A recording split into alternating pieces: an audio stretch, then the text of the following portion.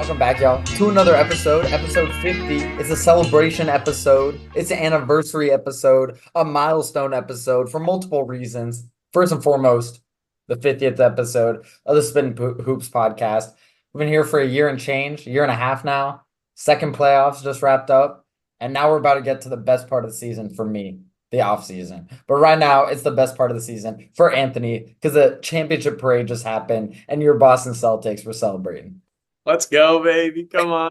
Check that on, huh? Check out a finals MVP who didn't win the finals MVP too, huh? Look at that.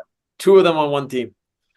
Oh, super team, easy path. Oh, weak finals opponent, SMD. I don't know what that means, but I hear it on Twitter a lot. Point is, Celtics are the champs, and we got a good chance to go back-to-back, baby. We'll talk about it. Yeah, let's just get right into it. I mean, we did our last pod before game 3. We've had a delay since then. Game 3 happened, game 4 happened, game 5 happened. Game 3, obviously, Celtics ride a big third quarter that, helps them take the game. Game 4, Mavericks kind of blew out there. Game 5, Tatum, Brown, 20 point first half lead. They seal the series. Jaylen Brown named Finals MVP. We can get into all that. Anthony, off the bat, anything there that I missed, anything that you want to get into, dig deeper in? Man, you said it well. That game 4. Oh, I had a question. So when we talk about the term gentleman sweep, do you think of it like any 5-game series, or is it you lose the first game and win the next 4, or you win the first 3 and then you drop the 4th and you win the 5th at home? I just think it's a five game, right? But I like the second definition better. I kind of like the second. Because that feels more sweepy than like 2-0, then 2-1, and like the 4th game is close. Yeah, and I know Celtics fans were like worried about game 5, but like I thought this after game 3, the series was over. I mean, you weren't beating the Celtics 4 times in 5 games, let alone 4 times in 4 games, and it's like, yeah, I don't know. I kind of like that definition of gentleman sweep a little bit better because or else like there's other gentleman sweeps that don't feel as like this.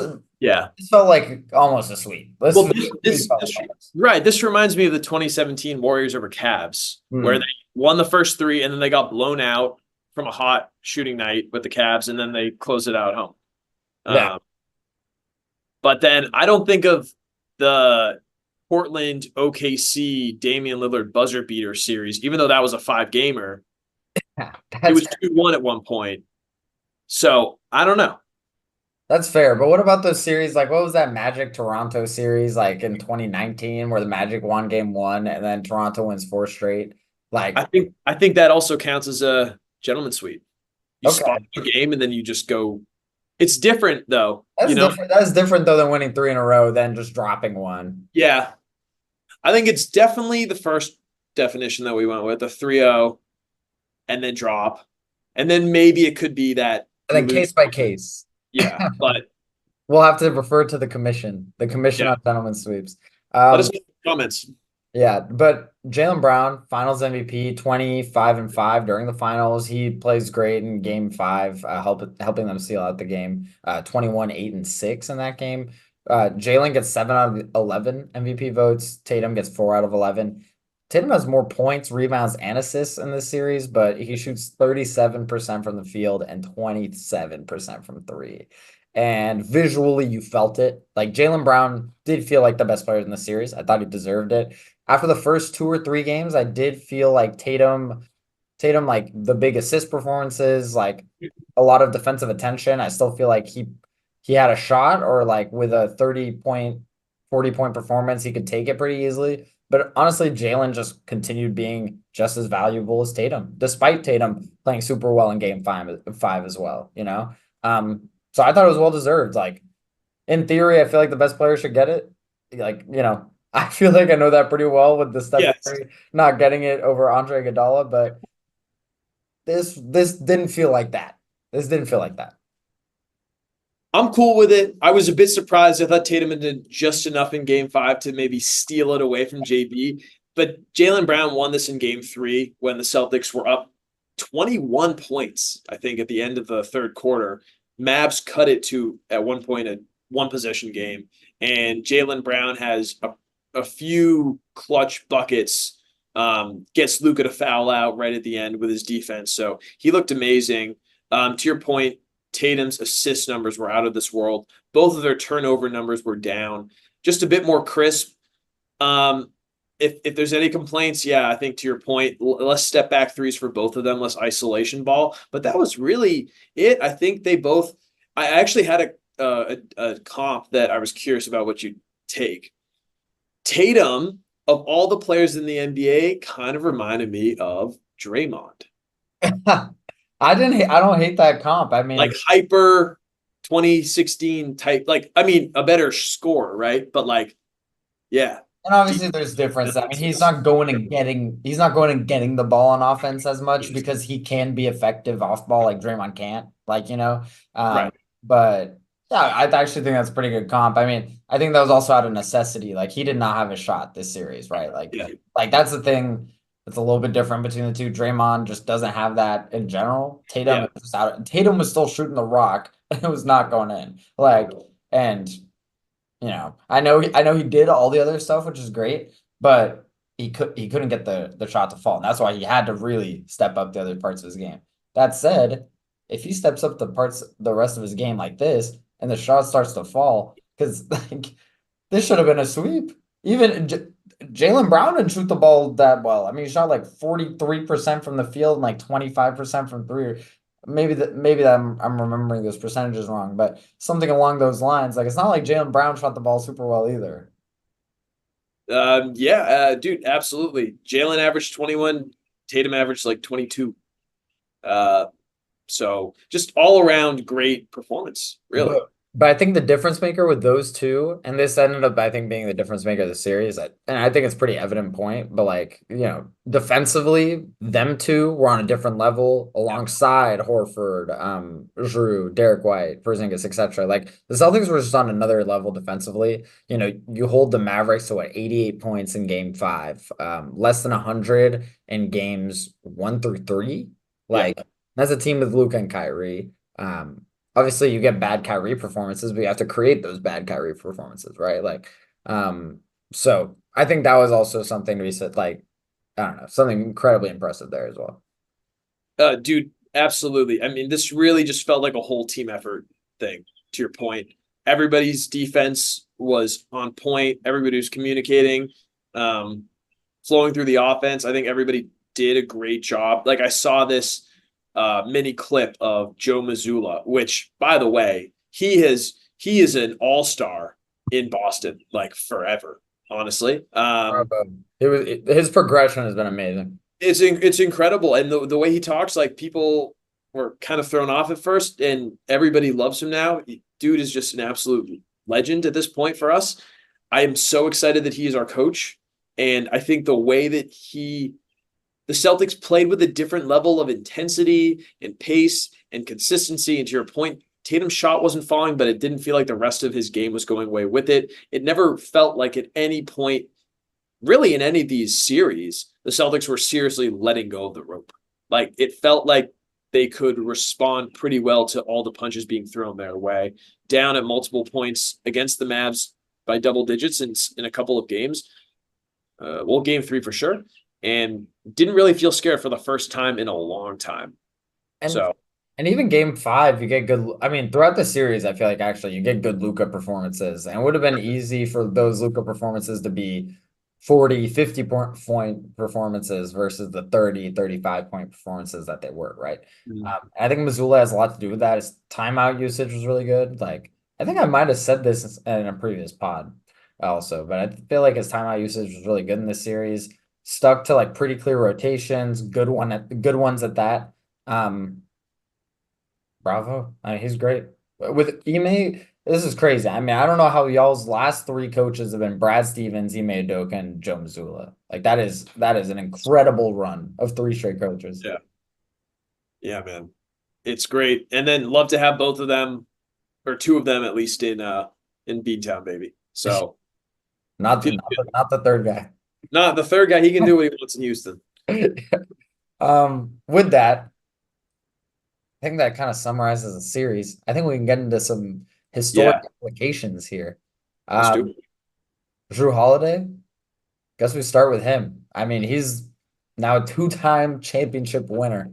Yep. In this series, he basically wins game two, right? With his 28 points. Um, that was a very important game. If he doesn't, I mean, if he doesn't do that, they win that game. They lose that game, I thought. If I'm remembering that correctly. Uh, yes, I am remembering that correctly. 26 points. But Drew Holiday, three times first team all defense, three times second team all defense, two championships, two all-stars. Um, two very big contributor on two of these teams. I think he's probably the third best player in the series potentially. Um, and then top three player in the Bucks series, or not the third best player in the series, third best player on the Celtics in the series, and then third best player on the Bucks in that series. I mean, two chips like that, two pretty impressive ones at that, and pretty good resume. I think he might be a Hall of Famer. Honestly, I think you're on the ball. Chauncey Billups just got in. Mitch Richmond is in. Michael Cooper is in. Um, And I think Mitch and Chauncey Billups at their peaks were probably better, to be fair. But Mitch Richmond had less impact. And Mitch Richmond didn't win much. and their numbers might have looked a bit better, but I mean, holy cow. Yeah, I mean, regardless though, I think those are a couple of the like comps. Yeah. Man, I think he honestly he won't be a Hall of Famer right after he retires, but I think he will get in at some point. I think that's fair. So I wrote down a comp right here is Bill Bradley. Bill Bradley is a one-time All-Star in the 70s, late 60s, 70s for the Knicks. He wins two chips, one in 70 and one in 73 for the Knicks as well. He's a starter on both of these teams. Although he is a starter, he's only an all-star once over his career. 16 points per game is his maximum points per game over any season. Mm. Um, he's never makes an all NBA team, anything like that. Although I don't remember when the all NBA team started, to be fair. It No, might they were there. okay. So, there's that. And I think of that and key contributor on a long-term winner, right? The Knicks, they weren't a dynasty, but they won for a long time. Two chips. Yeah. Only an all-star once, but I would argue Drew has probably a more impressive resume than him, and I think they stack up pretty similarly. I think Bill Bradley was the fourth best player on those teams, right? So Right. that Drew's arguably the third best on two teams.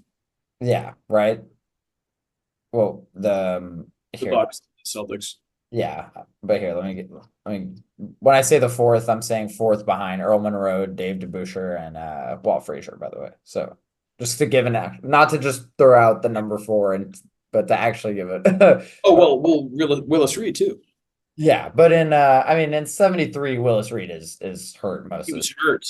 no. Yeah. He was hurt, and he came out. There was that famous Game 7 where comes out against the Lakers, scores like 4 points. Yeah. But in seven, he's Willis Reed is cooked by 73. In 70, 70 he's averaging 20 a game in the finals and is great, but he's cooked by 73. Like I literally think that regular season, he played. He didn't even start the whole season. He started 2/3 of the season. So Oh wow, yeah.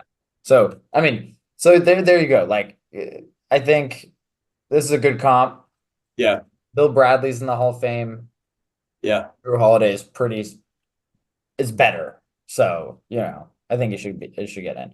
I think another idea is Drew Holiday versus Rajon Rondo. Mm, That's a yeah. little tougher. That's a little bit tougher of an argument. For who's better? I think at his peak, Rondo is better, right? Right. He's a top 10 MVP guy. Yeah. But like similar defensive accolades, like Rondo's four-time all defense. Yeah. He's all NBA, which is a level Drew hasn't gotten to. Yeah. Four-time All-Star. But like Rondo, I think Rondo's resume is better, but that feels more comparable. And I think Rondo will make the Hall of Fame. Probably. versus Bill Bradley, who's already in the Hall of Fame, and I think Drew Holiday is like above his level. I think Drew Holiday is Rondo level, not Bill Bradley level. Because Rondo's back after the career is also pretty rough, while Drew Holiday's aging like fine wine. That's very true. There were, I think, several times with the Pelicans and the Bulls and the Lakers where the whole playoff Rondo thing happened. I was actually scared to death of Rondo when the Celtics played the Bulls in the first round. When we were the 1 seed, they were the 8 seed with Isaiah Thomas and Jaylen Brown's rookie year. And they were up 2-0 against us, and then Rondo broke his hand, and we won the next 4 games.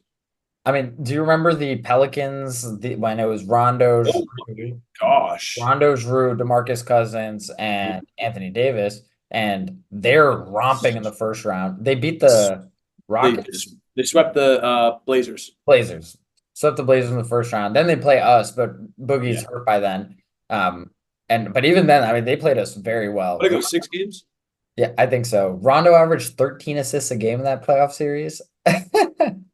Or not that playoff series, that playoff run. That, oh my Lord. So that's fun. But yeah, so I mean Rondo is a great player. I think Rondo's better than Drew, frankly, but I think they're more comparable and they should both be in the Hall of Fame versus Drew and Bill Bradley. So yeah, that's my take. I like that. How about Al Horford? I'm a little bit more out on Al Horford being a Hall of Famer. All right, let's look. This is the Basketball Hall of Fame, mind you. So we have to think about the 2 championships you won back to back with Florida. We Yeah. have to think about all defense once. His role on the Celtics, I think at best you could argue he was the 5th best player because of Kristaps being hurt, but Kristaps also had a 20-point first half. But Al Horford also did have a 24-15 game to close out the Cavs in this playoff run. It's close. I'm a homer, so I think he ought to 5-time All-Star as well. Do the Celtics win the chip without him? I think it's possible, but I don't think it's his impact in these series was immense. There was one point in Game 5 where we subbed Al Horford out, and granted, Kristaps was hurt. Within 2 minutes, he was back because they went on immediately. The Mavs went on a 7-0 run, so his impact was undeniable. I'm a big homer for Al Horford just for everything he's done. So maybe I'm biased here a bit, but I also think the voters will eventually let him in too.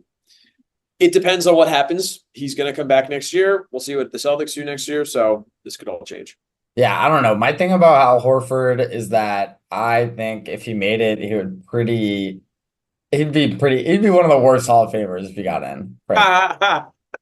I respect the college grind and I respect the two chips in college, but he would pretty aggressively be one of the worst Hall of Famers. And if he won another chip next year, playing, just like he did this playoffs, 30 minutes in the playoffs, which, is a big deal. But he's the 5th best player on this chip team. He is he is all NBA once, All-Star 5 times. But we roast Mitch Richmond, who was a 6-time All-Star, 5-time All-NBA guy, right? Like, I respect that he was the 5th best player on this chip team. I pretty aggressively do think you guys still have a very good chance of winning this chip without him. But easy to say that. He did. He showed up, and I think he was more impactful than Porzingis over the course of the playoffs, just given all the missed games from Porzingis. Sure. But yeah, I do not think he should be a Hall of Famer. But who knows with the voters, like you said. So maybe they'll eventually let him in. It's very possible. Shout out, man. Yeah. I got one more. Well, before we move to, I think, Tatum and Brown, because we got points to them. I just one thing about I'm very curious where you put this Celtics team in terms of all-time stuff. Just like a couple of things. They finished 5th all-time, I believe, in the regular season and postseason combined in point differential. Go 64-18 and then go 16-3 in the playoffs. There's a lot to say about the competition they had. Literally every single player before the finals we played against had their best player missing, and every single other opponent that we could have played in the playoffs also had their best player missing or hurt. So it's I'm just curious, like where you're at in I that. mean, there's those stats that's like only what 13 teams have won 80 games, regular season and playoff combined, like stuff like that. I don't think they're top 13. I think there's a top 25, top 30. I think there's teams like the 13, 14 Spurs who didn't win 80 games regular season and playoffs combined that were probably better or had better runs than this team.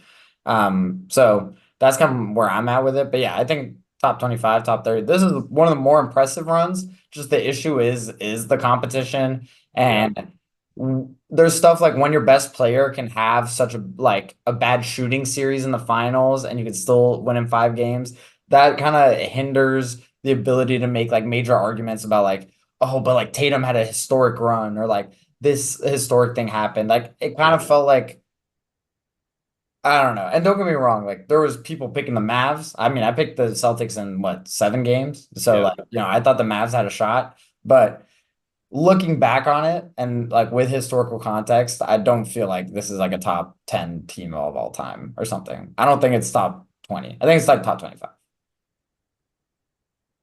Yeah. Which I think is still very impressive. Yeah. We'll get to it. It's a team led by a 26-year-old Jason Tatum, 27-year-old Jaylen Brown, and like, I don't know, a bunch of guys that, Drew Holiday got traded for Damian Lillard. Al Horford got dumped to the Thunder 2 years ago. Like, Right. half the league could have traded 2 first-round picks for Derek White 2 years ago.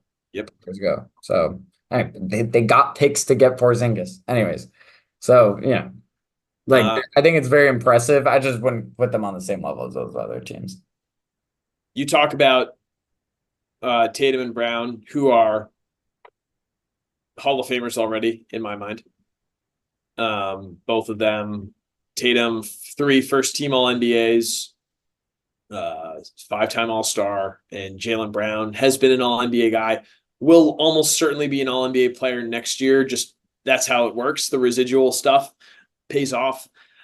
So yeah, I don't know what you think about that. But I think they're both Hall of Famers, and they're just so well positioned with the Kristaps extension, and he was hurt for a lot of these games. We'll need him against more healthy competition, but Giroux's back; he's been healthy.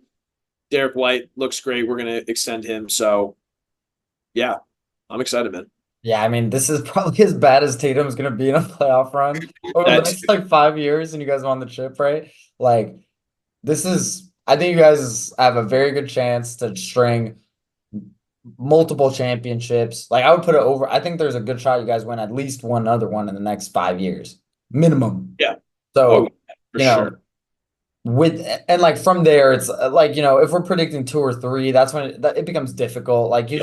you don't know how good Wemby's going to be in 2 years. You don't know if Tatum gets hurt and the course Yep. of stuff change like at that point it's a little difficult, but it feels like at least like both of them, if not just Tatum, at least has like another level that can be reached, which Yeah. is also impressive. Like, I think we've only felt that way for certain guys over the past. Like even Giannis, when he'd won a chip, he had just put up a 50-point performance in the finals. Yeah. So it's been a while since we had someone we felt that way about. Yeah, like you said, whole teams locked up on long-term deals. Jaylen Brown, I think, has six Eastern Conference Finals appearances in his Insane. career.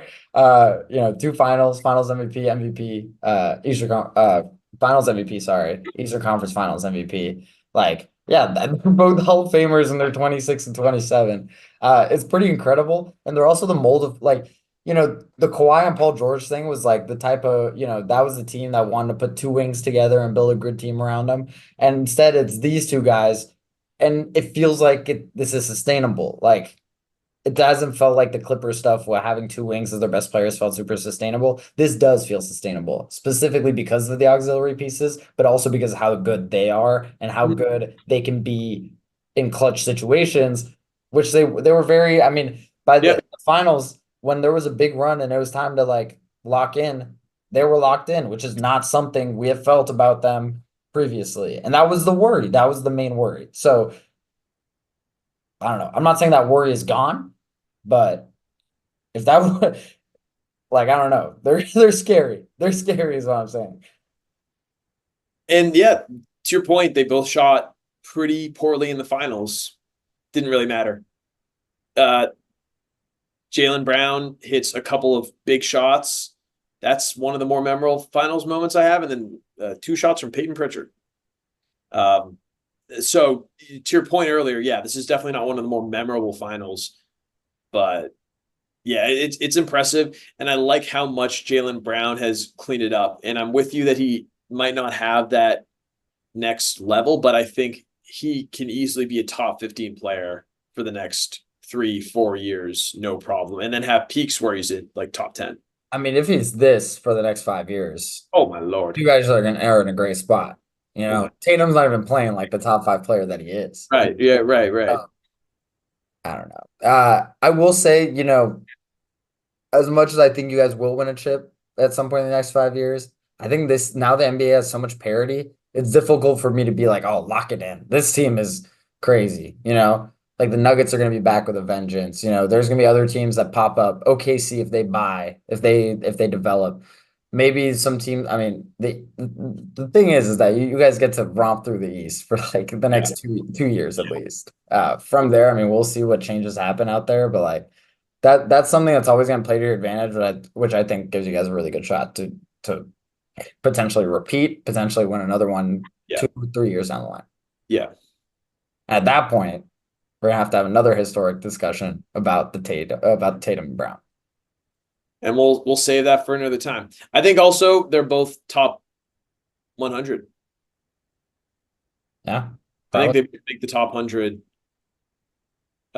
team in 24 years. Tatum or Carmelo. Tatum. If Tatum retired right now, probably yeah, probably Tatum. That's kind of crazy. I mean, Tatum has a 30 point per game season, which I think is a pretty big deal for his Yep. resume. Yep. On top of all these. That's Um, that's kind of crazy. And it really does not feel like we've seen the peak of Tatum. Like if yeah. those shots were falling in the finals, he would have had a 30 point per game finals and he would have looked like a god. But it just didn't feel like the game was it just didn't feel like the shots were falling. No. So And that's, man, okay, fine. Learn how to win the way Kawhi Leonard learned how to win was in San Antonio and play amazing defense and hit the occasional shot and do everything. no problem with that. Yeah. That's fine. We can start there. If you're Kawhi Leonard, Jason Tatum, we're happy with that. Yeah. Yeah. That's okay. Gonna win at least one more chip.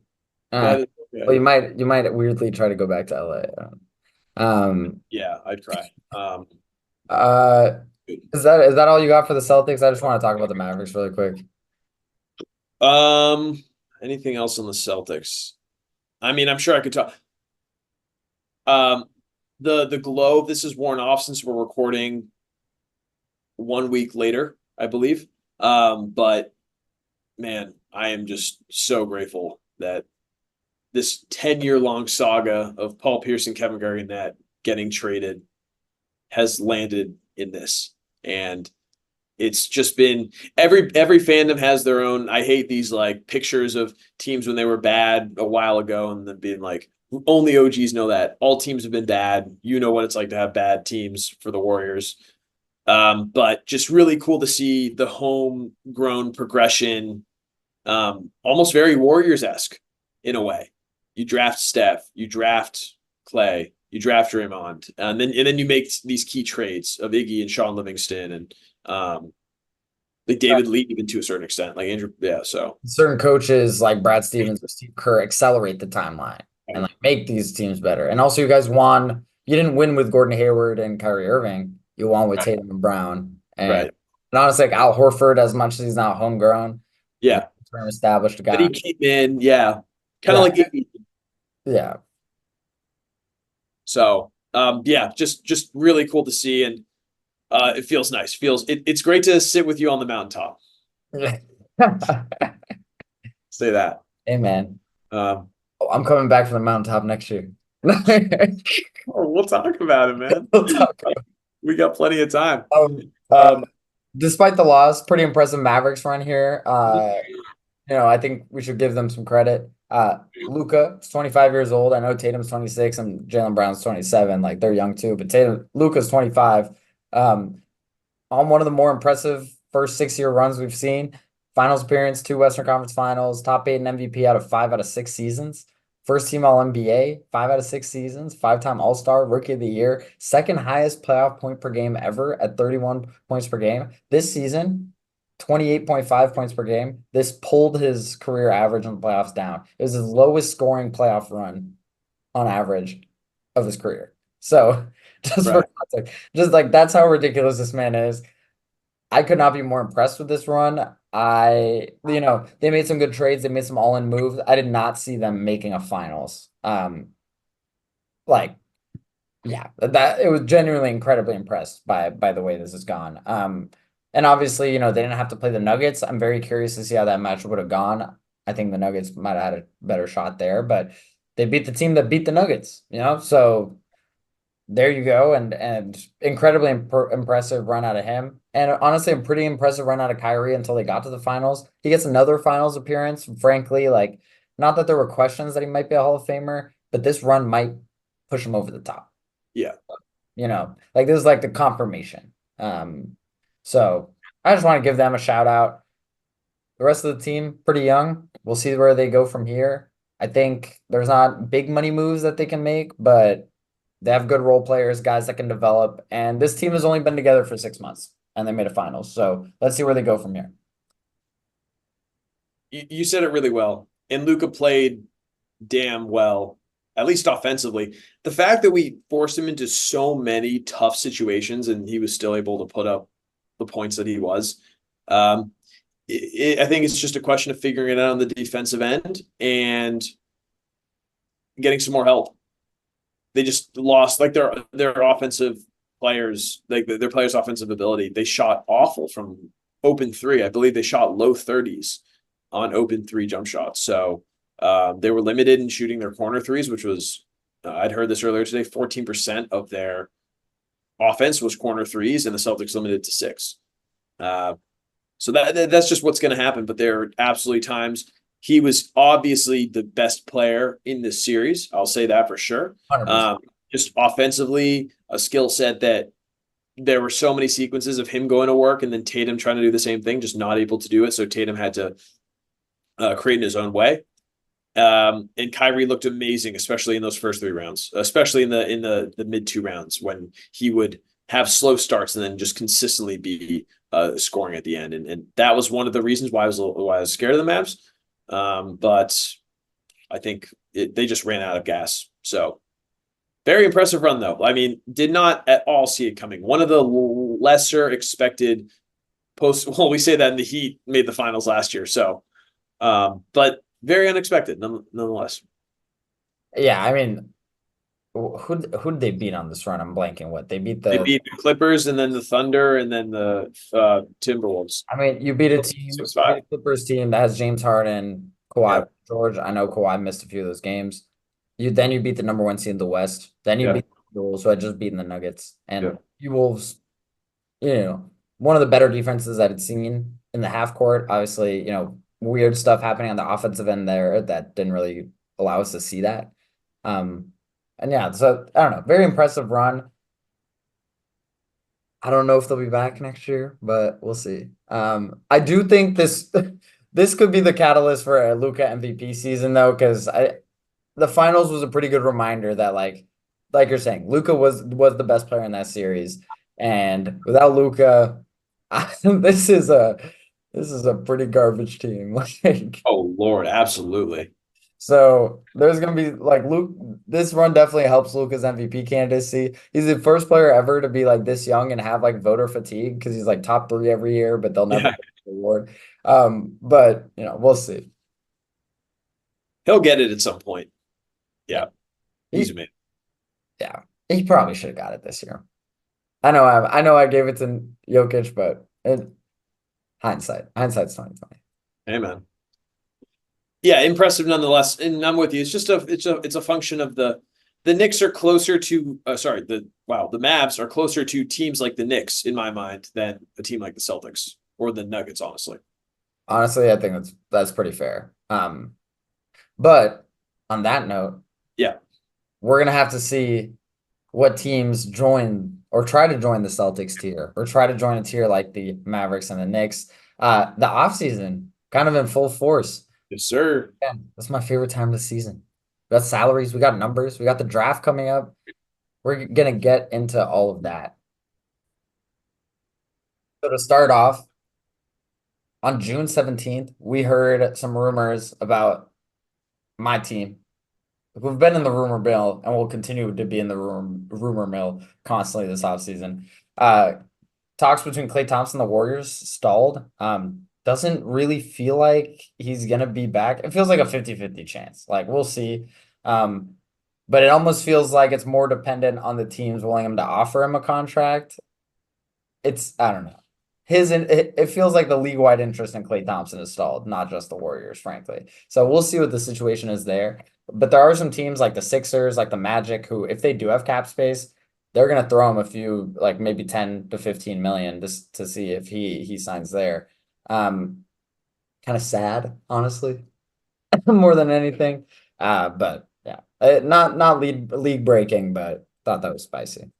Hey man, but if that happens, we'll have a memorial and Yeah. we'll do a segment to talk about how amazing Klay Thompson's career has been. Future Hall of Famer, Klay Thompson. Oh, that's without a question. Yeah, no Yeah. doubt. Which people seem to forget. I mean, over 10 in an elimination game. Yeah, That was tough. that was tough. But yeah, as a Warriors fan, frankly, I'd love to see him stay. As a Warriors fan who wants to win basketball games, yeah, I don't Yeah. know. Following the finals though, on a happier note, Tatum, he can basically sign a 5-year supermax at some point here. It's kind of rumors on how he's gonna go about it. Is he gonna go do an extension? Is he gonna wait? What is he gonna do? This would make him the first highest paid player in front of Jaylen Brown. I anticipate there'll be some extensions that come in here at some point that'll surpass him, like Luca potentially at some point here is going to be eligible for like a $400 million extension. Yeah. Like I'm only kind of exaggerating. But yeah, I mean, I think there's zero shot Tatum's not staying, or yeah, zero shot that he's not staying. Pay the man. I think they will. That's the one. Hey, Celtics ownership always got to give respect to teams that are willing to pay their players. We'll get to this later, especially Yeah, in markets. But especially with guys like Tatum and even guys like Jaylen Brown, they're worth the max. You give them the max. You don't haggle. You yeah, don't have space to haggle. It's gonna be $5 million differences. Pay them in. Well, yeah, and Tatum, I mean Tatum just he's gonna get a max. It is yeah, what. Uh, Another close to max, Siakam, 4 years, 190 million after getting traded to the Pacers. yeah, Extends as expected. If he hadn't extended, it would be a scary situation. We're seeing something similar with OG Anunoby actually in New York, where he's not extending. We'll get to that later. But yeah, W for the Pacers. Great spot to be in. They looked good. Eastern Conference Finals appearance. He looked great, frankly. Yeah, I'm excited. I'm excited for him to be there. I think it's a great fit. What's their cap space deal? I mean, they're going to be over the cap because they have the Halliburton max, the Siakam max, and then they have a bunch of other guys on mid contracts between like TJ McConnell and even Yeah, like later rookie deals like Obi Toppin extension here at some point, and then Miles Turner's contract. yeah. The contracts like Matherin, Ben Shepherd, etc. Those ones just stack up too. So they're operating as an over the cap team. They're not second apron. So they can go add players if they want. So they'll be fine there. But yeah, Let's get a Paul George reunion, huh? and that'd be fun. It's doable, Yeah, mathematically doable too, frankly. Um, I that'd just be think they have too many wings that they like that they'd rather give a shot before trading for a Paul George between like, again, Ben Shep, Matherin, uh, Nemhard, etc. right. Yeah, I mean, you might have to figure out a trade there. Yeah, Or no, well, we'll talk about Paul George. yeah. Um, but the big news, honestly, this was the biggest deal for me in the last 2 weeks, for trade wise and whatnot. Caruso, Alex Caruso announced that he's going to get traded for Josh Giddey. Straight up, no picks involved. Giddey going from Oklahoma City to Chicago. Alex Caruso is the guy that every team has wanted in the league, and every single team is like after this trade, fan bases are gonna go, why couldn't we have gotten him? Josh Giddey basically benched from the Thunder rotation at the back end of this season. But to be fair, I mean, all rookie guy in his rookie year, good, good face value stats. Can't shoot the rock and not great defensively, but you know, they're hoping Chicago being, they're hoping that they can kind of revitalize him. I'll let you start on this. Ask for a pick if you're the Bulls. Ask for a couple picks.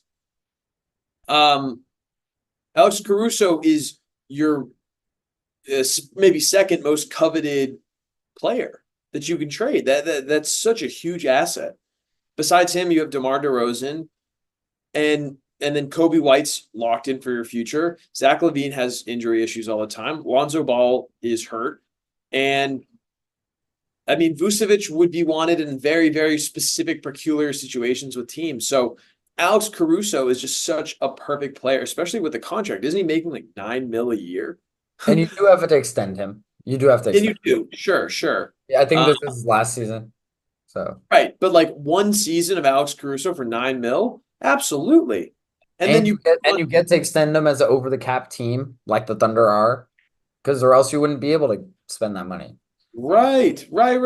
Yeah, I hadn't even thought of that. And he's perfect on the Thunder, man. Um, they he's just a leader. He's won a chip.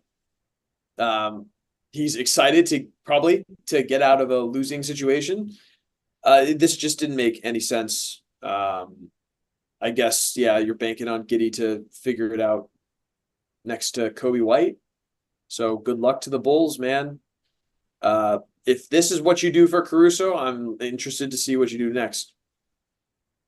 Yeah, I can't believe this trade. This is like someone's playing a lot of 2K or someone's playing a lot of like or has been looking at basketball reference a good amount and like convinced themselves that Giddy, if Giddy can start shooting threes, is gonna be amazing. Um, we also, we're not gonna talk about that off the court stuff, but you know, uh Giddy can't shoot. We've seen it. Giddy can pass the ball a bit. He Yeah, also turns the ball over a ton. Averages basically 3 turnovers a game for his career, despite averaging only 5.5 assists. This is like a creative passer. This isn't like a high-end efficient passer.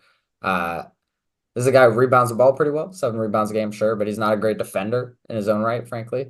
He got benched back into the playoffs. Everyone knew he was going to be on the market, and the reports from Anthony Slater today, who's a guy with Athletic, were that the Kings were trying to do a trade around their 13th pick, a salary, and maybe a future first for Caruso. Um, and so that's like evidence that was like or basically a report. So that's like us, like even that if you can get two firsts, I know this draft isn't great. Get two firsts and a salary for Caruso. I know Giddy is allegedly supposed to be good. In theory, Giddy's good, but I think I'd rather have that. And Anthony Slater had also reported last year that the Warriors had offered 3 firsts and Moses Moody for Caruso. And it's like if this is the trade you took, I don't really know what happened since then, frankly. Caruso, amazing player, all defensive teams, 2 years running, 40% from three. He's won a chip before. He's gonna be great.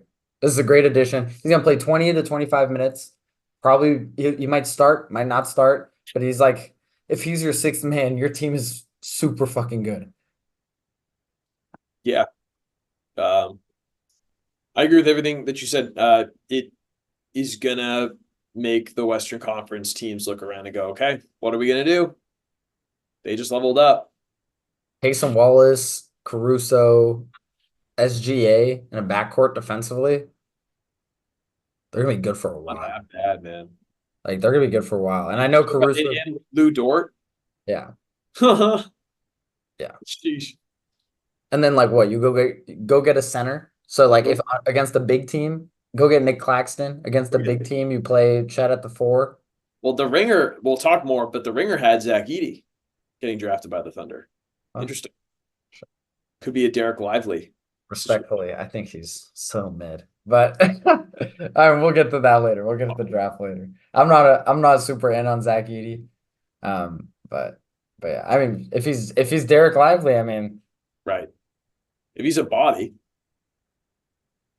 just go um, trade for one though. With the 15 picks that the Bulls didn't take, yeah, true. Honestly, they have 15 first round picks that are tradable in the next 6, 7 years, it's insane. which is insane. I mean, they're gonna start cashing in. This is the thing. Like I think with the Paul George stuff, which we'll get to, we keep alluding to this with the Paul George stuff. If the Thunder wants to give 4 firsts and some good young players, they can. Um, Come home. yeah. Speaking of the Kings, which we were talking about a little bit about earlier, they extended Malik Monk 4 years, 78 million. There are a lot of rumors that he was going to leave, go to the Magic, etc. I'm kind of surprised he stayed. I thought he could get more money than this. I also thought, yeah, this contract was a bit small. He Mhm. could have been in the 90 mil region. Uh, sorry to those who really want him on the Magic. He's staying. Great, honestly, great signing for the Kings. Great Oh, reason. yeah. It's very impressive that the Kings could re-sign Malik Monk because Malik Monk could also go somewhere and get a bigger role. Like that Mhm. means Malik Monk wanted to stay. Like Yeah. this is what this contract vibe gave me because this is the max the Kings could have offered him. And basically, if anyone was offering any money more, he was probably leaving. But instead, he signed this. I think he was good. I think he was like difference of 10 million. I'll stay in Sacramento, keep building with these guys. And if I stay, we make one trade, we're pretty good. Like Yep. that's another thing. Like if you go get a Zach LaVine or if you go get ah I don't know. There's another wing. If Kyle it Kuzma. yeah, the Kyle Kuzma. If you just go Harrison Barnes for Kyle Kuzma, Again, we can just run it back. This is exactly what you wanted last year. yeah. And you know what they're not going to do? Trade for Kyle Kuzma or Zach LaVine, probably. Oh, well, Zach LaVine would be tough just because he's so injury prone now. But come on, you do Davion Mitchell, and a first for Zach LaVine. I feel like Chicago might do that. Yeah, if you're not giving up that much, yeah, Like, I feel like that's not that. I'm kind of good with that. yeah, And 50 then games for because you Zach still have LaVine. Keon Ellis at that point, Mhm. and then you go out and do Barnes and a first or two for Kuzma. Now you're kind of all in, but yeah, if that's not the moves, you got to start looking at like a Sabonis trade or something, and that's like harder to figure out. Yeah, yeah. Uh, Oof. Kings. Shout out to the Kings though. Good extension. Yeah, great move. Bigger news. We got some Dan Hurley drama on the Lakers front. Yeah. That was like a lot of smoke. He ended up re-signing with UConn. Uh, and then later, pretty immediately, JJ Redick was announced as the Lakers coach. His boy, LeBron's boy from the podcast. Pretty depressed that we won't get more mind the game podcast. I think it's a great podcast, frankly. Or maybe they'll keep doing the podcast. But what, you're gonna have a podcast for the coach and a player? Yeah. It's kind of weird. Maybe. It's 2024. I guess they could do it, but that'd be weird. No? LeBron, why did you decide not to shoot that jump shot that I had drawn up for you when we lost to the Warriors? Oh, because I saw that. Oh, you were tweaking, JJ. That was a terrible call. Like, Man, JJ Redick, backwards hat on, coaching at the Lakers. Absolutely. I mean, the one thing that JJ is gonna do is he's gonna read some tweet that gets like 10,000 likes, and he's like, "Oh, that's a good idea. Maybe I'll try that lineup next game." And then like he'll give the Lakers fans what they want in that sense. Like he'll give 5 minutes to like appease the Twitter stands. I feel like Yeah, yeah, I think yeah. he give it a shot. Like if it's like an idea, like fuck it, like what? Why not? But like I'm curious. It's funny too because he loves ethical hoopers. He talks about loving ethical, which is such a Twitter thing to Yeah. say. And the Lakers have the highest free throw disparity in the last X number of years. And so, man, this is going to be fun. It's gonna be great content, objectively.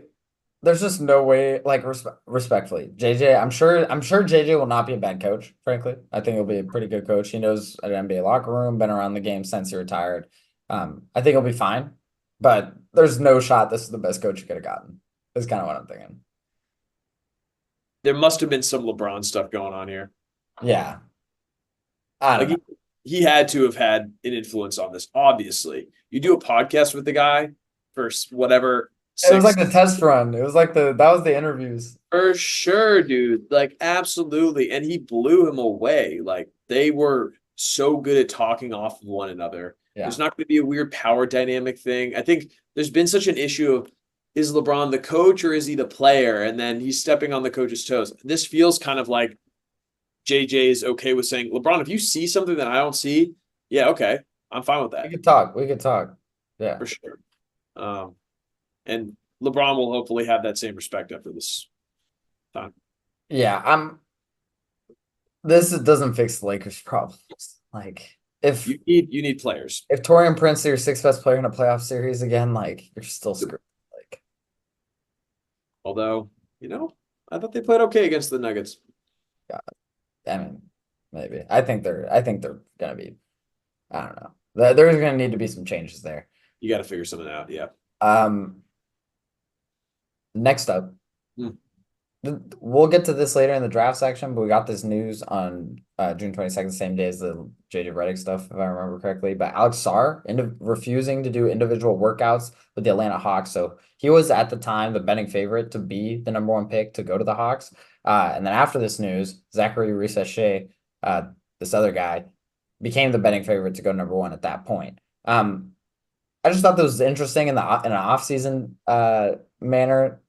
We haven't really seen something like this in the NBA draft, I feel like, in a long time.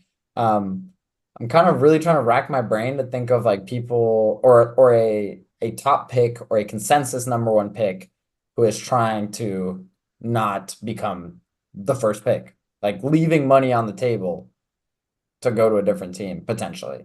And this isn't an Eli Manning situation. Like he's not doing a press conference saying like I will not go to the Chargers. Like, but in an NBA sense, it's pretty close to it. I think it hasn't gotten that much attention because also no one cares about this draft. So there's that. Mhm. But yeah, I just in that sense, I thought this was very interesting news. Yeah, man. Pretty goofy. The Hawks are cracked. That's all I got for the Hawks, man. Just good luck. Figure it out. Figure out who you're going to trade. You got to reset this thing. Uh, we'll talk more about the draft as Spin Hoops fans. When I say hoops, I really mean the NBA. To be honest with you, I think college basketball is fun to watch, but I don't really pay attention to it until these players get drafted. So Max is definitely going to lead a lot of these takes. My biggest take is that these drafts have all proven to be much deeper than we've given them credit for initially. And so many guys in the 20s. We think about the 2020 draft, and we were not impressed by the Anthony Edwards, James Wiseman, LaMelo Ball draft. And it turned out to be a very, very deep draft. So, Halliburton in that draft.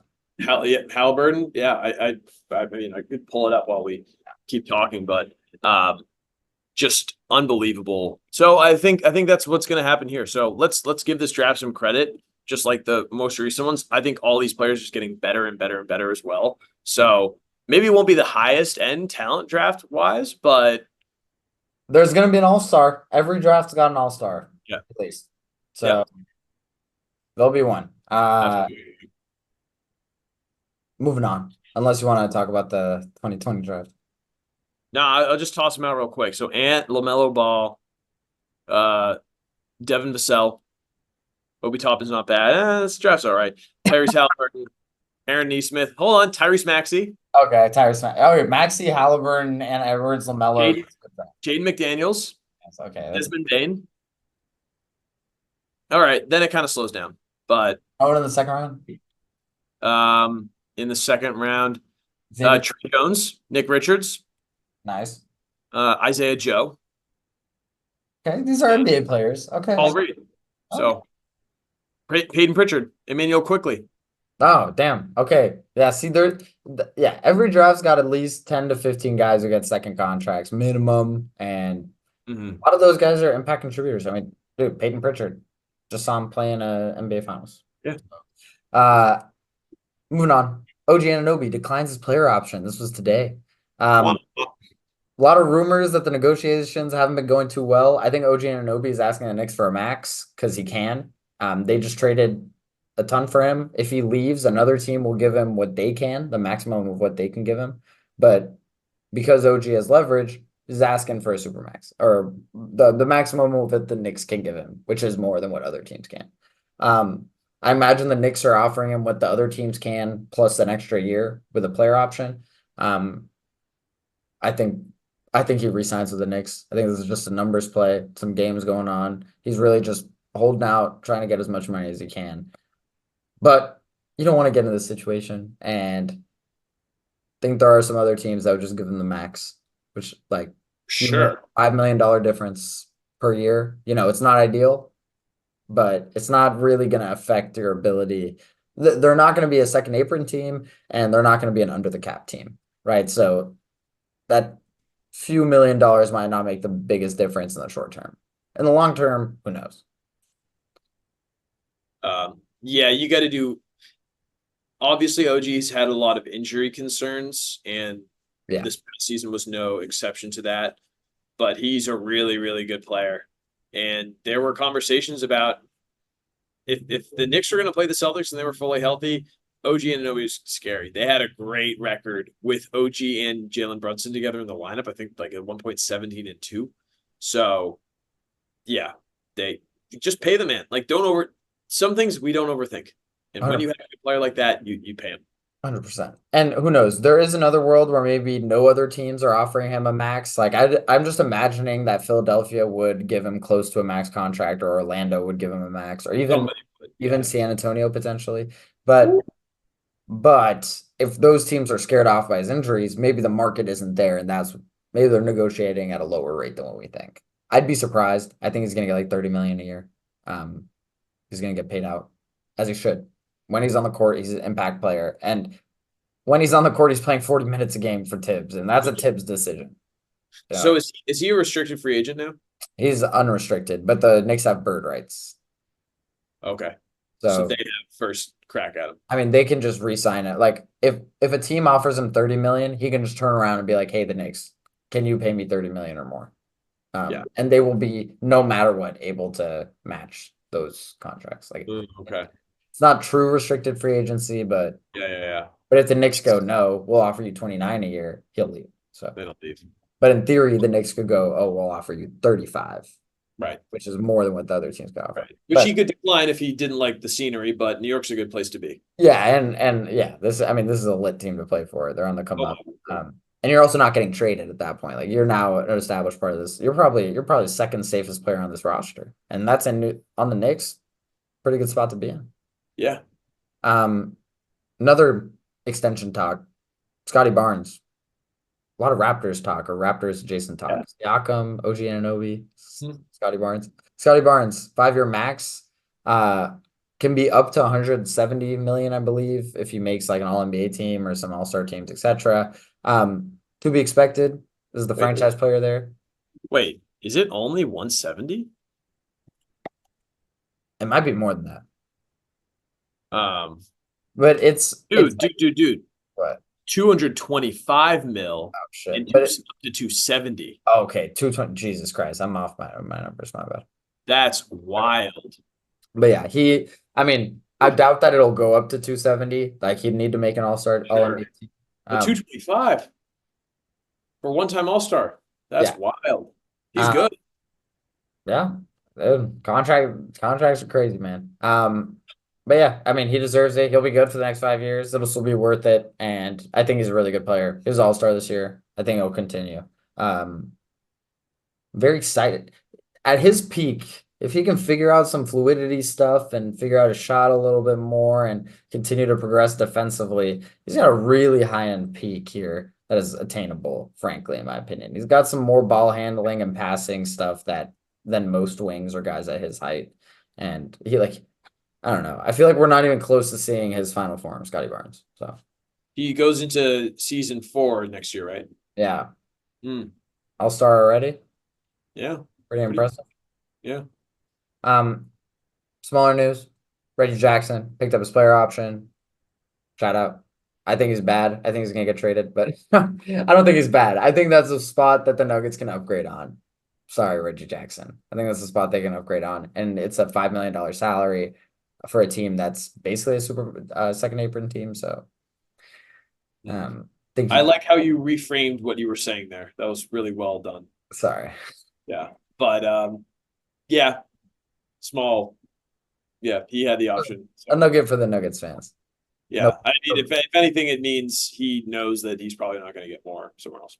Yeah, exactly. In the same vein, Warriors guarantee Kevon Looney's $8 million contract. I think we might have talked about this previously that they were intending to not pick it up, but I think they're picking it up to use it as a salary matcher in a trade potentially. And then if they can't find a trade in that way, like at worst you have Kevon Looney for 8 million, so be it. Yeah, So which is fine. yeah, which is fine. But I'm happy. I was kind of sad when those rumors that he was gonna get like they were gonna decline it came out. I was like, damn. Um, more Warriors news. Kenny Atkinson leaving, going to be the new Cleveland coach. So I guess it's more Cleveland news. Thought this was a pretty interesting hire. It kind of flew under the radar. We were hearing like James Borrego's name mostly for that position, and then kind of Kenny Atkinson snuck in. If we recall correctly, Kenny Atkinson was actually given the job, the Hornets job, to replace James Borrego originally a year ago, and Kenny Atkinson 180'd on it to stay to be the assistant of the Warriors for an extra year. Ends up being the Cleveland coach. Good move by him. Rather be Cleveland coach than the Charlotte coach right now. But yeah, I don't know. The guy I was kind of curious. Like I hadn't really heard his name out in rumors that much. And they're talking about extending Donovan Mitchell for a huge contract, like 4 years, 200 mil or something like that. So I like JV Bickerstaff though. Yeah, I didn't Like, think it was that bad. I thought yeah, the team had problems that were not related to him. Felt like yeah, I feel like way too quick people are quick to fire good coaches. yeah, And a lot of times, like you can tell if it's like a coaching issue, if you're the average fan at least. And they just ran into injuries and the team with the best record in the league. and weird roster construction. Like Yeah. and they were still pretty good. And they still probably should have been worse during the regular season than they were. They actually performed really well in the regular season, I felt like. Uh, top four seed Yeah. with injuries, 48 wins. 48 wins. Yeah. In a deep Eastern Conference. Yeah, but good for them. I mean, maybe it'll spark something different. I'm not really moved by the Cavs no matter what happens with them. Yeah, I'm just more curious. I like all their players. I would just love to see them all not in the Cavs. Legit, dude. So yeah. The biggest news though, Paul George does not look like he's gonna be extending long term with the Clippers. Talks have stalled. He's not getting a max or super max extension offer that he's looking for. Originally the rumor is that he would leave in free agency to go to Philly or something like that. But what he can do and get more money is to opt in, get traded, and when he gets the new team, sign a super max from there because that'll continue his rights, his bird rights. And I think that's probably what we're going to see happen. Right now, the rumors are like the Knicks, the Magic, the Warriors. Those are kind of the three interested teams, is the early rumors. I think all three of those make sense as fits, but still wouldn't count on Philly. And I wouldn't count on a dark horse team. If he opts in, at that point, that opens up a lot of more pathways for over the cap teams to get involved in this. I This would be the biggest trade of the offseason. This is a guy who I think I had in my All NBA third team this year. Um, Very interested to see what happens.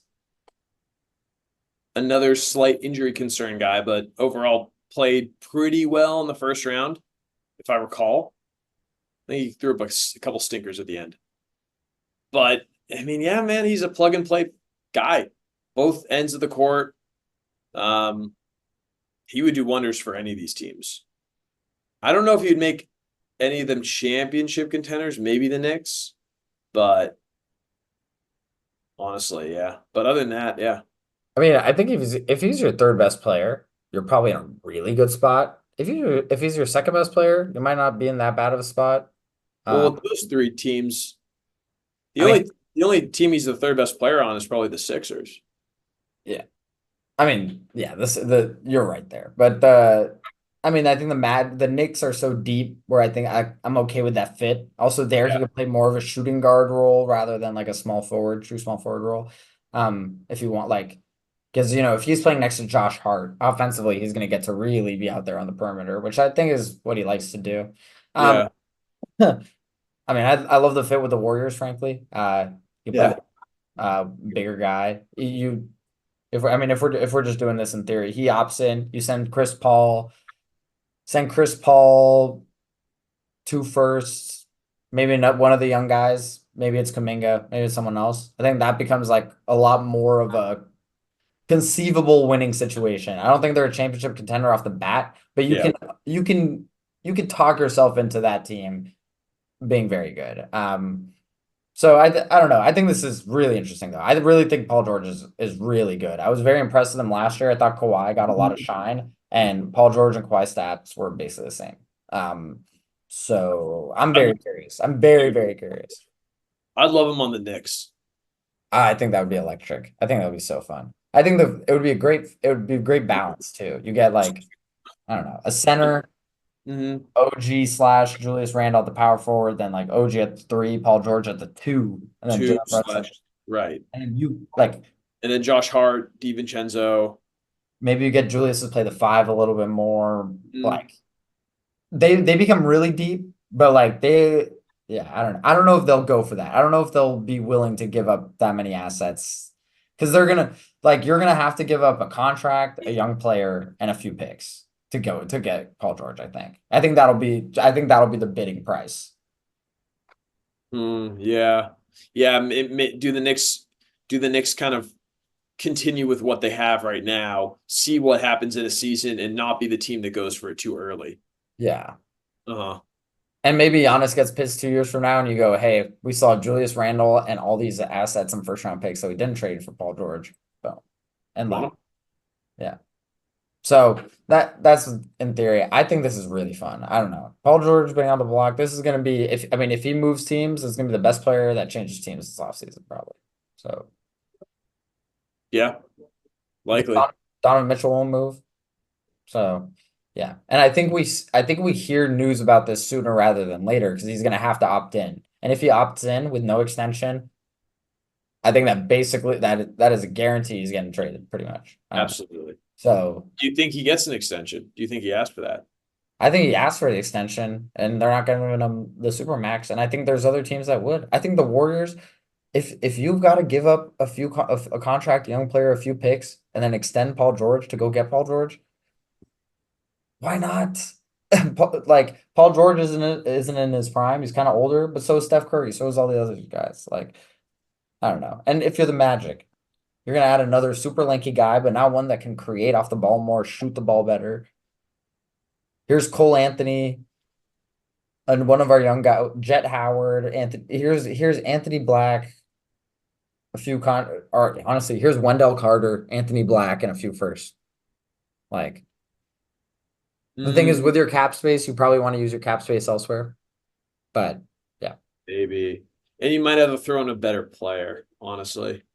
but I don't. The thing is, if you're the Magic, you're not moving Franz, Paolo, or Jalen Suggs. I don't think. You might not be moving anybody that moves the Clippers. Yeah, Might be an issue there. yeah. But But I think the Clippers are just. I think they're down to move him. I think they're at this point where they've kind of picked Harden and Kawhi potentially. I mean. Did Harden extend? Am I forgetting something? well, that's the thing is like what I don't understand why Paul George of all people you're letting go. Like he's been reliably healthy in the last few playoffs. He Yeah, was there. I feel like if you're trading Paul George, you're what? he's been good. He's Paul been George- I feel like if you're trading Paul George, you're letting go of the rope. that's what I think too. But I think they're kind of at a point where they're like, we're not good enough to pay three maxes, and we're gonna see what happens. Yeah, but I don't know. Harden needs to sign too, which I'm curious what happens there. But I don't know. Is Harden gonna get the max that he thinks he's gonna get? Like, I don't know. That's another interesting spot. I'm very curious. I'm But very. This is yeah, I think he'll get a max. what? I think he'll get a max. Maybe. I think it might get a Kyrie type contract where it's like Sure, yeah. like A five Fred Van, 5 million under the max or something like that.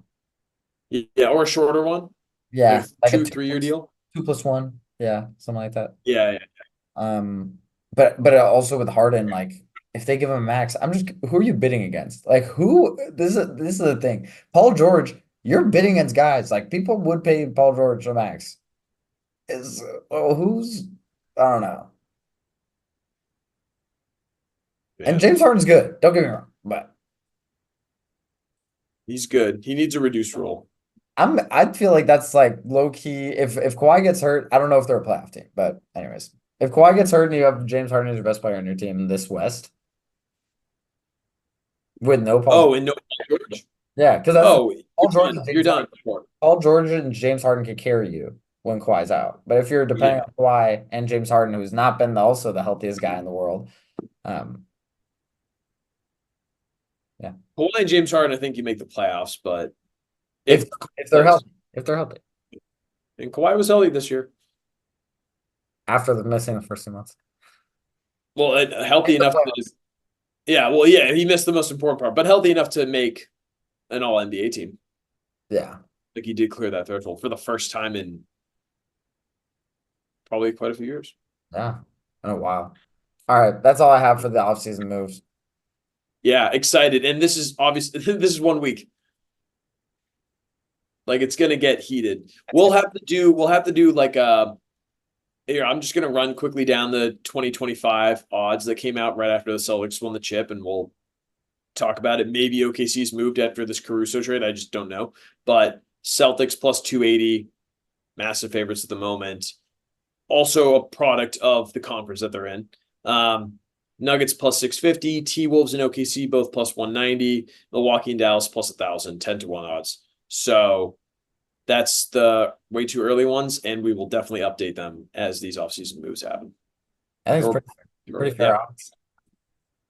If I'm Dallas, I'm feeling disrespected though, and also Milwaukee 10-1 is like to see something change for me to be like they've Low got key, a better chance than Dallas, or as this we need to see Giannis healthy in the playoffs. yeah. And maybe don't fire your 31-13 head coach and replace him with a guy that leads you to a sub 500 record for the rest of the season. That's also an option. You said it, not me. I'll play it all day long, and you're hiring Darvin Ham. Seriously. All right, Yeah. get into the draft. Sure. NBA this Wednesday. Recording in progress. Man, so one of definitely Max's parts of the favorite time of the year.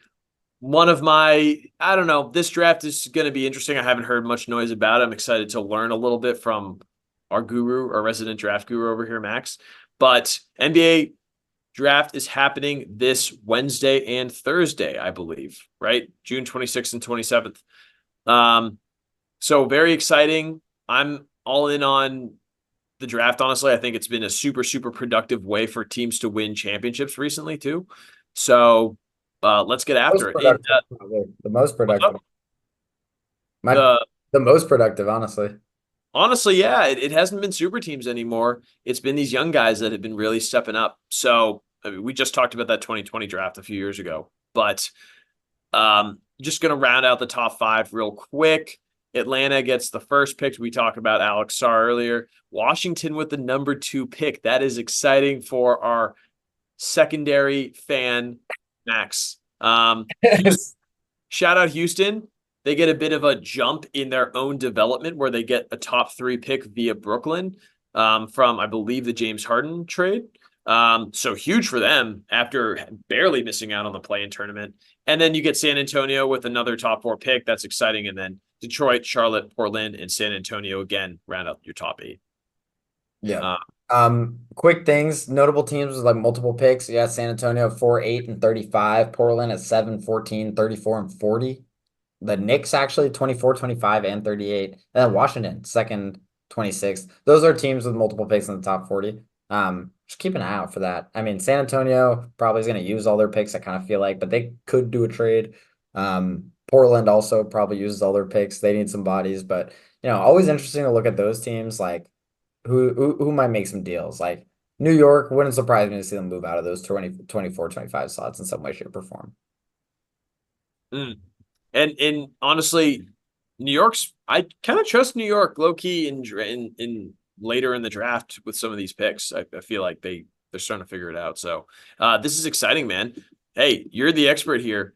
What do we feel about these top first, second, third picks? I mean, I haven't heard too much about these guys. I've seen some of them play. But from what I understand, this is not supposed to be a I'm moved type of top of the draft. Obviously, that could fully change. What are some of our takes here? Who do you really like? Yeah, I mean, just the storylines of the top five. Like Sure. about a month ago, a few weeks ago, Alex Sarr was the betting favorite to be number one in the draft. I think pretty unanimously, he has the best top end talent. This is like a 7'1" center who's played in overtime elite, played in the NBL. Pretty productive on a per minutes basis there, not playing a ton in each of those leagues, but he's a big who's got a pretty good 3-point shot, can dribble, and is very mobile. His defensive upside should be very high. Whether he puts all that together, we shall see. His decision making with the ball hasn't been like great all the time. He is a good and willing passer, but can turn the ball over a lot. And he's not necessarily like a top end finisher at the rim, even though he is very tall. So, that is some concerns. That's the one guy with a like kind of superstar potential in my eyes, and I think kind of unanimously there. But he's been refusing workouts with individual workouts with the Atlanta Hawks, as we mentioned earlier. It looks like he's going to go to Washington and team up with another French guy in Bilal Coulibaly. I think he kind of wants to go there, be the centerpiece of the franchise, be the top end guy. Better chance to get a second rookie extension, max contract there, etc. Uh, Outside of that, just rounding out the top five of kind of the projections here is Zachary Risacher. He's another French prospect, probably the top end wing prospect here. He's 6'8", mobile, can't shoot the ball super well, but shoots the ball better than some of these other wing prospects in the draft, frankly. He's the best swing at a top end wing, frankly. That's why he's in the top five. Reed Shepard, I think 50% from three last year on 4.5 attempts from Kentucky. Probably doesn't have super top end talent, but he's going to come in and probably play 12 to 15 years in the league just because you shoot the rock like that. Other guys, Matas Buzelis from the Ignite. He's kind of, I think right now there's a top two with Risa Shea and Alex Sarr. And then that's kind of the top two talent wise. Then there's Reed Shepard, Matas Buzelis from the Ignite, who's kind of another wing prospect, more of a shot creator, less defense. And then Cody Williams, another wing prospect, who, definitely more of a finisher, but needs to shoot the ball better. So this is a lot of guys, a lot of good talent with flaws, basically. That's my roundup of the top Mm. Well, Max, if we don't get Alex Sarr going to the Hawks, how do you feel about him in Washington? I mean, I think the fit there is great. I mean, they need a center. The rumors were that he wants to play the four. I think he's a five. He's very mobile. He's very, very mobile, but he feels he's a five. His body type is definitely closer to Chet Holmgren though, year one than Giannis, for example. But he's gonna be a five long term. I think he just likes the fit there. I think it's gonna be a great fit. He's gonna have a chance. I mean, he's gonna be the best player on that team, or like take over as like the star guy on that team. You sure about Bilal? What? What about Bilal? I mean, I love Bilal, but even play style wise, I mean, I don't think Bilal's not going to be a multi-time All-Star. He's going to be a very good player for a long time, a good wing. But I think like OG Anunoby is a better comparison for Bilal Coulibaly than like Paul George, for example. But Sarr, I think, has really top end talent. I mean, if he can be a mobile center who's got a good three ball and he's a willing passer, I don't think he'll ever be up to like 10 assists a game, but I don't know. If he fills out, he can be really good. So I like him there. And so if he doesn't go first, it's going to be either Risa Shea or Donovan Clingan from UConn. I think Risa Shea's probably got a better chance here. And I do like the fit there as well. If you're Atlanta, just bring in another wing. You already have centers. Just bring in another wing. AJ Griffin hasn't looked great, and some of these other wings you haven't looked great. So just round out your starting five with Trey, DeJounte, Risa Shea, Jalen Johnson, and Capella. And if you need to make trades, go from there. Yeah. You got Sadiq Bey, you got Bogdan. Yeah. So you got options for sure. You're not going to be the worst team in the league. Even if you trade DeJounte and Trey, you won't be the worst team in the league. No, not at all. Too much young talent. Yeah. So, and I think Shea, honestly, for context, like this is a guy who shot 40% from three at all levels of European competition since he was 16. So pretty good. Like that's a further 3-point line than NCAA. And he's been doing that for 2 years. Uh, he's 6'8".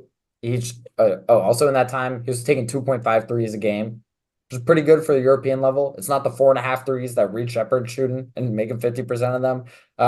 But you know, I think Shea, I think this is the best wing prospect in the draft. With all wing prospects, there's a chance that he busts. He's very skinny at this point in his career. Um, like this isn't Paul George who came out of the college and was like 210. This is like he's a lot skinnier than that. So yeah, I don't know. He's gonna be more of a long-term prospect. Like I don't think Shea is winning Rookie of the Year even if he goes number one. So Mm-hmm. Mm-hmm. Yeah. he might be the best player in this draft. And As and if if he he's goes hands up. if he goes to Atlanta, that's a pretty helpful spot for him. He's surrounded by guys that can kind of fill his role too, so he won't be relied on quite as much. If he weren't to go to Atlanta, where would is it does it seem like Alex Sarr is kind of locked in at number two no matter what? Is that what the vibe is? Well, if Sarr's not going further than two, I could see Atlanta just still picking Sarr, but we'll see. I think if it's not Shea, honestly, I think it's probably Donovan Clingan, and they want to go a different way with their front court and add Clingan. Clingan, yeah, NCAA champ at UConn. Right now, he's mocked to seventh to Portland, by the Ringer, for example. But a lot of people really like him. In theory, I'm for context. I am kind of out on him. I think the peak that this guy can be is Rudy Gobert, which would shock me. I don't think he's going to reach that. I don't think he's that good defensively, and so be it. But in theory, that's the peak that this guy can be is Rudy Gobert. He's closer to Jakob Poeltl for me. Talk about him. There are people talking about him of like maybe he can figure out his 3-point shot. This is a guy who shot 55% from the free throw line. I think that's a pretty good indicator that 3-point shot's not coming anytime soon. So little out on Donovan Clingan, but the I could see Atlanta going that way. If you're gonna pick a big man who's not Sar, that's the way you would go. Mm, And I could see maybe if Detroit falls in love with Clingan and they don't and they're like Sar is clearly not interested in them, maybe Detroit decides to go up and pick mhm, Clingan. But then you already have Jalen Duren, for example. So that's like a little tough. But frankly, if I'm Detroit, I'm trying to move up for Alex Sar and mm. just add him to the talent pool. Yeah, why not? So And what are they right now? they're fifth, They're the fifth. Brutal. So brutal. but it's also like who you're trading. Like, are you giving a protected future first to do this? Like, you're still so bad. Like, who's to say 2 years from now you're not going to be bad still? Like, this team isn't that far along. So, uh, Yeah. Well, no more Monty, eh? yeah. Shout out. Yeah, that wasn't one of our. Yeah, we forgot to mention that. Yeah, Monty. I yeah, mean, not much to say there. We spent so much time on him this year. I feel like we feel like we definitely talked about him a lot this yeah, year. man. Yeah, you have a he has a special place in your heart for sure, I and I mean, respect. I don't think he's the worst coach in the league, but last year he was. You know, like I really like last year individually, I really thought he was the worst coach in the league. For me, where he lost some credibility was when he wouldn't double Giannis in the finals, and it was just Aiden. He's like, "All right, DeAndre, get out there, and do your best." Fighting for his life, dude. It's That was like crazy. Yeah. Sheesh. back to the draft though. Really quickly, some storylines I'm paying attention to. Ron Holland, number two high school prospect, went to the Ignite, scored 20 points a game at the Ignite, and his stock is basically in the last 2 months has gone from a top seven guy to maybe out of the lottery. Uh, I Why? personally, a lot of concerns about his shooting. 27% during his time in the Ignite, and also like it doesn't look great. Uh, I don't know. I think he comes in. I think he's definitely going to be a good defender, and he'll be in the league for a while. So why not take a swing on him? And if his 3-point shot comes along, so be it. And that'd be great. There are some guys mocked ahead of him on some drafts that I've seen that I'd probably like. I probably don't like as much as I do Ron Holland. There I guess Cody Williams is the one that comes to mind. I think I might like Ron Holland better than Cody Williams, but Cody Williams can shoot the three ball a little bit better, to be fair. Mm. Yeah. If you're Memphis with the ninth pick, kind of like that. Yeah, you get another wing. Now you get just like Vince Williams, Gigi Jackson, Ron Holland. I mean, that's what the Ringer has him mocked. So I think he should go 9. I actually think that's a great fit. But I've seen rumors of him dropping even further, and I just think he has a defensive floor that's going to carry him pretty well. And he scored 20 points per game in the G League, Yeah. 34 games this season. So like that's nothing to scoff at. The Ignite were really bad this year, but if Montes Buzelis is getting mocked in the top 5, I don't think Ron Holland was that much worse than Montes Buzelis. They shot the same from 3. I mean, Buzelis is clearly like a more confident and had like is going to be a better 3-point shooter than Ron Holland, even though they shot the same percentages, but like output wise. So And we've seen you can always work on your shot. So many guys have figured it out. That's like to your point, like if you are already a great defensive player and you're putting up 20 a game on terrible shooting efficiency from 3, that's a good sign if you're that young. and the G League 3-point line is a further 3-point line than the NCAA and 3-point line. It's the NBA 3. Mm. But this is that like I see other guys, and Cody Williams is not an example of this. He shot 40% from 3 at Colorado last year. So, you know, even though I think Ron Holland might be better than Cody Williams, that's a bad example. But like, you have guys like Stephon Castle, who I actually really like. UConn championship winner. He shot 27% from 3, is probably going to go ahead of Ron Holland, which I actually think he probably should. But he shot worse percent from 3 from an NCAA 3 when Ron Holland shot better from 3 from an NBA 3. Mm. And arguably, Ron Holland's output was better than Stephon Castle. Stephon Castle just won an NCAA championship. So, I think there's feel for the game stuff that Stephon Castle has over Ron Holland. Ron Holland really his game style is defender slash finishing at this point, but he's someone that will be in the NBA for a while, and I'm very curious to see where he lands because in the right situation, he could be very interesting. At 8 in San Antonio, I think that would be great. So. I would love to see San Antonio get more shooting. Maybe like a Rob Dillingham, who is a point guard at Overtime Elite and then in Kentucky last year. Really like kind of a Lou Williams, maybe lesser physically De'Aaron Fox type guy. That's someone Rob Dillingham, someone I'd like to see in San Antonio. But so is like a Buzelis or a Ron Holland. Like get a wing, get a guard. Anyways, with the What fourth. do you think what do you think about Devin Carter? I mean, I don't know a ton about Devin Carter. He was at Providence and he like shot the ball well, but it's like small school. You know, he's a forward who puts up numbers, but He's only 6'2". yeah. Whoa. So And like he put up 19-8. I mean, that's the thing. I mean, if you're you like don't get me wrong. This is a 6'2", 6'3" guy who's putting up 20 a game and like hooping, but he's like not a major passer. The ball really ran through him a lot. But yeah, I mean, we'll Mm. see. Frankly, Six. I didn't watch enough of Devin Carter at Providence this year. Mm. Know much about him, frankly. But different play style of a guy than Ron Holland. But I'd love to see. Sorry, different play style of guy to Rob Dillingham. But I'd love to see him, for example, Carter or Dillingham in San Antonio at the 8th spot. You get your guard. You go get Buzelis or someone else in your 4 pick. Yeah. Anyways. I don't think I think anybody's gonna look really good with Vic. 100%. That's why I wanted them. I keep talking about Dillingham. I really want them to pick Dillingham. I think it would be great. He's mocked a little bit lower than the 8th spot for like the Ringer, for example. But Dillingham right now is mocked at Chicago, but he's just instant offense. He's electric. Incredibly athletic guy. He's tiny though. He's 6'1". He's tiny. But we got Donovan Mitchells of the world who are 6 foot flat, pretty much like, and Garland's or Donovan Mitchell's like 6'3". Darius Garland is like 6 foot flat, who are making impacts.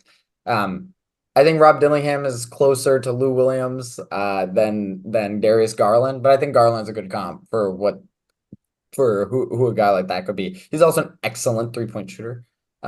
So that's always nice. Next to well, for a team that also can't shoot in San Antonio. That's kind of most of my stuff on the draft. I mean, there's trade potential for the Klingon. I kind of think he doesn't end up getting traded up for. I don't think he's really a game changer, frankly. But maybe the Hornets pick him. It feels like a Hornets pick at 6. Even though they should go for another wing or guard, it feels like they could pick Klingon, even though they have Mark Williams, frankly. Unfortunately. But I'm kind of curious to see if someone makes like we haven't seen one of these trades in a while. Like someone who falls in love with a prospect and is like willing to give up assets for it. So like when the Grizzlies really liked Zaire Williams at 10 a few years ago, and they gave Valanciunas for Steven Adams, so they got coverage at that same position, but they also traded up from 17 to 10 in that trade for Zaire Williams. Pelicans actually made out perfectly in that trade. They get Trey Murphy and Valanciunas, so they win that trade. But we have seen trades like that in the past, and I'm curious to see if we have something like that. I feel like a lot of teams are very similar situations looking for similar things at this point. There's not a ton of like total sellers and total buyers right now. So kind of curious to see if we see semi-horizontal moves like that. Mm-hmm. Right. Does this just turn into okay, what is the position that we're in the most dire need of? And should we just go draft that guy and trade up or down for them if we can? 100%. Like maybe Washington has maybe there's a guy on the bench that Washington has. I can't think of any. Maybe there's someone that Washington has on the. Any Yeah, but Denny's too good. yeah. Denny's a bad Wait, example. Chris. Yeah, maybe someone likes Corey Kispert and they're like, maybe okay, maybe Philadelphia at 16 likes Corey Kispert. They go, hey Washington, give us Corey Kispert and your 26th pick, and you'll go from 26 to 16. I don't know if Washington does that. I think Corey Kispert's an interesting player, but I mean, the thing is, Corey Kispert doesn't necessarily match the timeline because he's going to be up for extension at some point here soon. So you kind of get to reset that player clock there. So that I'm curious to see if there's deals like that, or Utah at 29 is another interesting one. If someone likes Chris Dunn and Utah's 29th pick, if you're Phoenix at 22, Chris Dunn and your 29th pick, Utah, does that work? To get them up to the 10th pick? No, no, Utah has the 29th pick. So like if Utah goes 29th pick and Chris Dunn for Phoenix's 22nd pick. Sure. Like I think Phoenix would probably do that. They could use a point guard. Yeah. So I'm curious to see if that happens, if anyone falls in love with any players in this draft. Personally, kind of skeptical. Don't really see that many trades going down. I don't know. Chicago adding a pick feels like it should have happened, and I don't know if it'll happen. So Chicago should have figured out a lot of different stuff. Yeah, they don't have enough bodies to go into this draft with one pick. One pick Ridiculous. Draft, not even a second round pick. You could have had OKC's draft pick this year if you wanted. I mean, this is considered a weak draft. You could have gone 11th to 12th. Yeah, which is just crazy. Some other random guys I'm looking at. Jared McCain from Duke, 41% from 3 in his one season at Duke. Think he'll be a good player and around. He's kind of active. I'm trying to think of a comp for him, but he's like a shooter with defensive feel, and he can shoot the 3. But he can't create at all. But I don't know. He's a smaller guy, can't create at all. But I don't know. Feels like he could be a role player for a while. Don't think he'll be super great. Like Jalen Suggs is a bad comp for him. Like it was like if Jalen Suggs was better offensively and worse defensively. Yeah. Trying to think of a comp for that can't create. Yeah, like JJ Redick with better defense. Like Lou Dort. Yeah, Lou Dort's actually a great comp for this. Yeah, Lou Dort's a great comp for this. Like a better 3-point shooting than Lou Dort, though. Frankly, like, he's definitely more confident. Right, more consistent. Yeah, but he's not a creator. My Jaime Jaquez watch of the draft is probably Tristan Da Silva, senior from Colorado.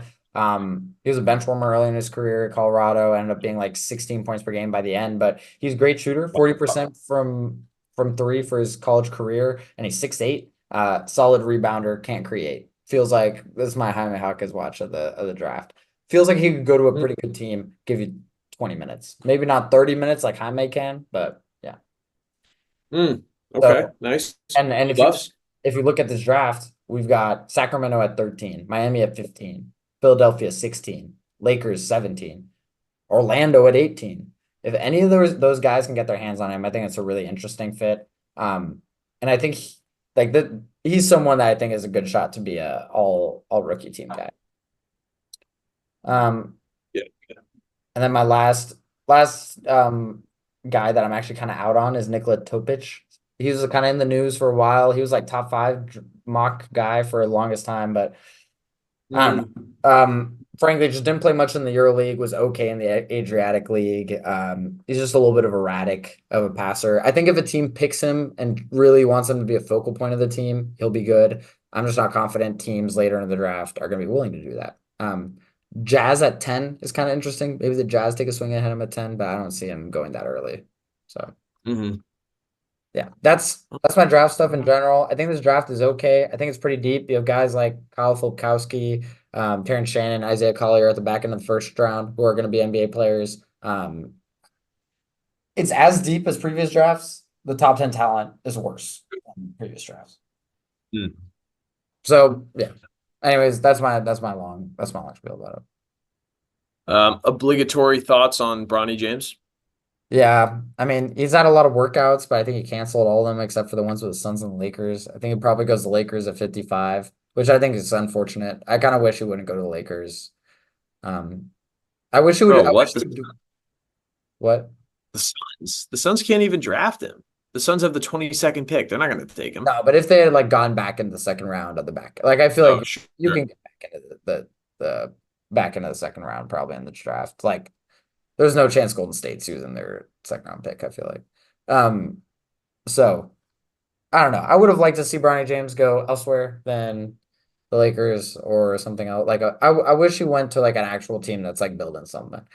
And I feel like he's actually like another guy. If he figures out his jump shot a little bit more, he's gonna be really good. Like he's super athletic and has great defensive instincts and great feel for the game. So it's like, doesn't that guy that type of player feels like they should be in San Antonio, not on the Lakers where he might get cut tomorrow. So that's kind of like to what? I'd like to see him in a Lakers jersey, bro. I mean, it'll be fun. It'll be fun and it'll be. I want to see him throw alley-oop to his daddy. I mean, yeah. I hope he's good. I really hope he's good. I hope for his sake he's good. And he also had the heart surgery, so it's pretty cool to see him in this point. But I think he deserves to get drafted. He was really good at the combine, and we'll see how it goes. Absolutely. Well, golly. Wraps up that's one of our longer pods in a minute. This will be an hour and a half and change maybe after that. Damn near 2. Yeah. Thank you, Max Auger, for really taking over and explaining a lot of this draft. I feel much more prepared and much more excited to watch it over the next couple of days. Let's go Celtics. Hey, teams, come holler at us. Come on. You know where to find us. We're up here in Boston. We're not going anywhere anytime soon. Paul George. Oakland's only an 8-hour drive from LA. 2-hour flight. And you've been there before. And now there's a point guard with a lot more upside, potentially. Who knows?